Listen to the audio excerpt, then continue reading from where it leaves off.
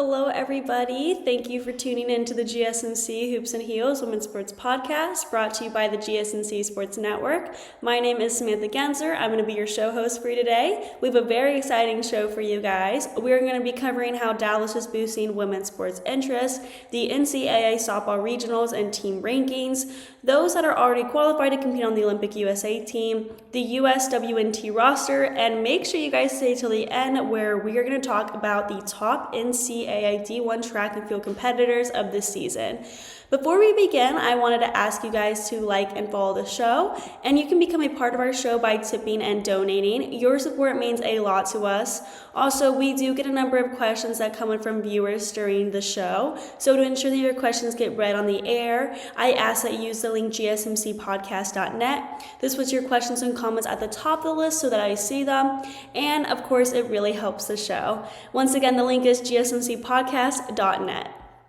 Okay, now let's get started. I hope you guys enjoy today's content.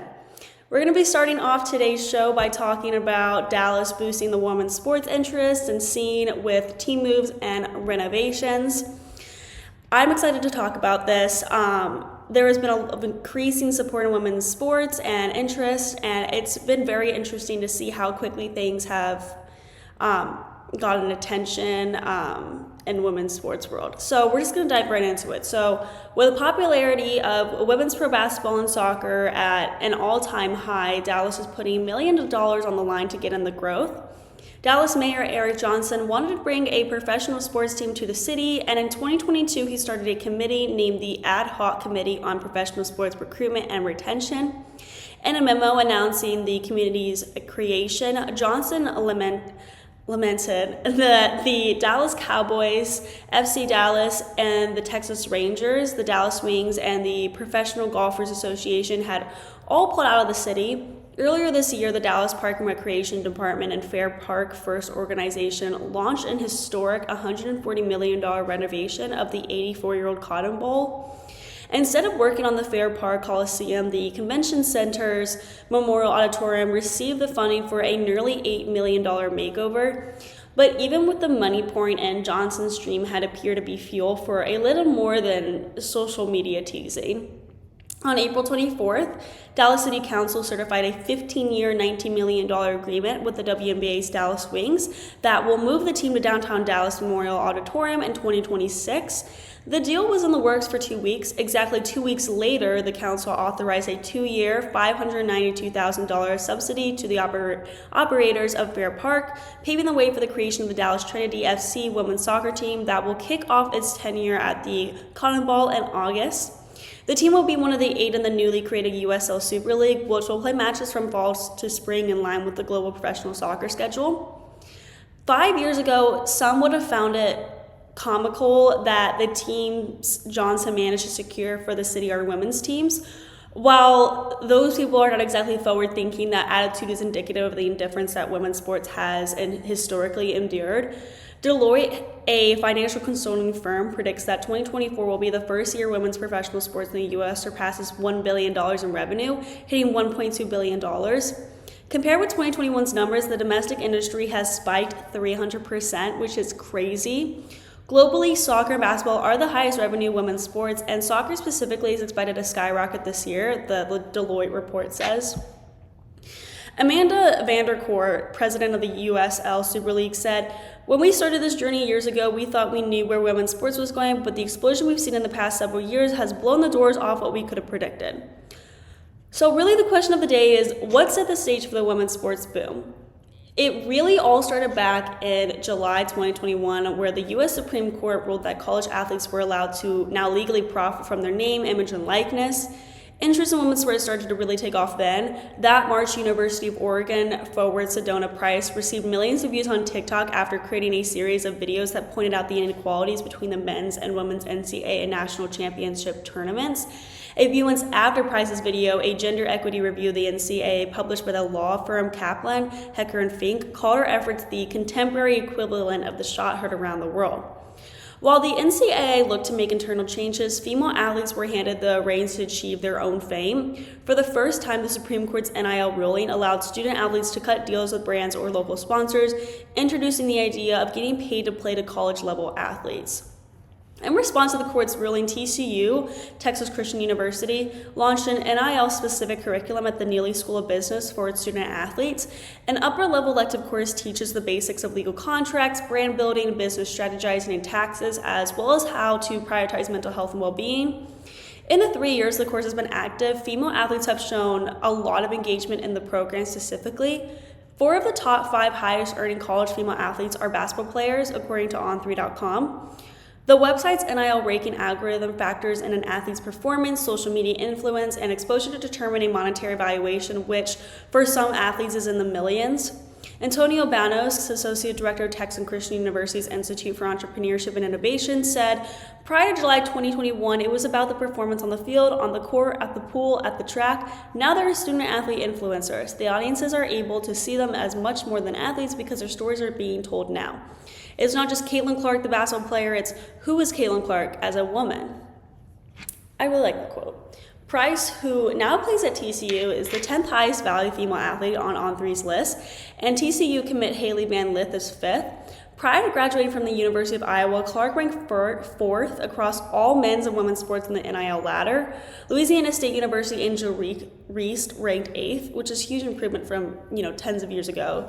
The first wave of NIL era college athletes is aging into the big leagues, and they're taking their millions of followers and fans with them. The 2024 WNBA draft, where Clark and Reese were 2 of the biggest names, was the most watched ever, with 2.45 million viewers on ESPN, a 307% viewership increase from 2023's draft, which was under 600,000. Shortly after announcing their 2026 move to Dallas, the Dallas Wings sold out a game that before the season had never been open to the public. The first preseason game of the year is generally a practice run for Wow, I just completely started. I'm so sorry. It's usually a practice run for facilities and operations staffs, which is according to Greg Bibb, the president and CEO of the Dallas Wings. Just as the athletes coming into the professional leagues are the first to experience the NIL era, they were also the first to grow up watching the WNBA, which was founded in 1996. According to a report published by the Aspen Institute, State of Play 2023, girls are currently participating in sport at the highest rate in a decade. As more girls begin playing basketball at younger ages, the talent pool has become deeper, and each year the talent in the WNBA draft draws more excitement than the year prior. Bibb said, this business, women's sports, the WNBA, we were already heading in the right direction. Thankfully for Caitlin Clarks and the Angel Reeses of the world, that acceleration and growth is now happening. But we will surely sell out games this summer that do not involve Chicago or Indiana, and I think it just speaks to where we are in terms of the women's sports landscape. So the growing interest in the sports became increasingly obvious to Monica Paul, executive director of the Dallas Sports Commission, between 2017 and 2023. Both years, Dallas hosted the NCAA Women's Final Four tournament. Paul thought things were getting big in 2017 when the tournament's viewership on ESPN beat all previous records. By the time the 2023 tournament rolled around, the hype couldn't really be contained. It was Johnson who first approached the Wings with these plans in the summer of 2022, and Bibb was, quote, immediately impressed by the interest. The final contract agreed upon by the Wings and the City Council keeps the team downtown for 15 years, while the city pays $19 million in subsidies. The money is allocated from revenue from alcohol and beverage sales, the hotel occupancy tax, and convention center profits rather than from the city's general fund, which is very interesting. When the Dallas Wings move to Dallas, the team will be the crown jewel of the convention center's ongoing decade-long project. Other projects in the immediate area include construction of a new convention center and the redevelopment of 30 acres that will become a mixed-use area. The brand new downtown stadium would also give players access to a training facility on par with what would be offered to the Dallas Mavericks. As conversations surrounding equity between men and women's sports continue to prevail, enhanced training facilities for WNBA teams is beginning to trend. Women's teams in Seattle and Las Vegas have recently welcomed state-of-the-art training spaces, and one in Phoenix is under construction. In North Texas, on the high school level, women's soccer is a dominant and kind of an underrated force. The last 5 6A state championships in women's soccer have all gone to Dallas area high schools. In the 5A division, the trophy has left DFW only once since 2015. The success of the local women's soccer community is evidence of an unbelievable market for the sport. As we all know, there are so many players that are from Dallas that have gone to have incredible professional careers, so it makes sense. There are over 100 men's professional soccer teams within 5 leagues across the United States right now. Until now, there have only been 14 women's teams, all in the National Women's Soccer League. The USL Super League will introduce 8 new women's teams with plans to expand to at least 2 more cities in a soccer year. And in the second year for soccer, it's a player-run league, so players can shop around clubs to negotiate the contract they want rather than be literally drafted into one. In conclusion, for all of this, I know this is a lot of information. In conclusion, Dallas recent sports development underscore a significant shift in the city's commitment to women's sports, thanks in large part to Mayor Eric Johnson's vision and dedicated efforts, and of course a lot of other people as well. The establishment of the ad hoc committee on professional sports recruitment and retention has culminated in transformative projects like the multi-million-dollar renovations at the Cotton Bowl and the relocation of the Dallas Wings to a newly upgraded downtown venue. These initiatives not only enhance the city's sports infrastructure, but also elevate the profile of women's sports, and which has capitalized on their growing popularity and financial potential. As Dallas prepares to welcome these teams, the city sets a progressive example of integrating women's sports into the professional realm, fostering a more inclusive and equitable sports industry. So we're now going to move on to our next segment where we talk about NCAA D1 softball. Before we start, we are going to be taking a short break, so I will see you guys really soon.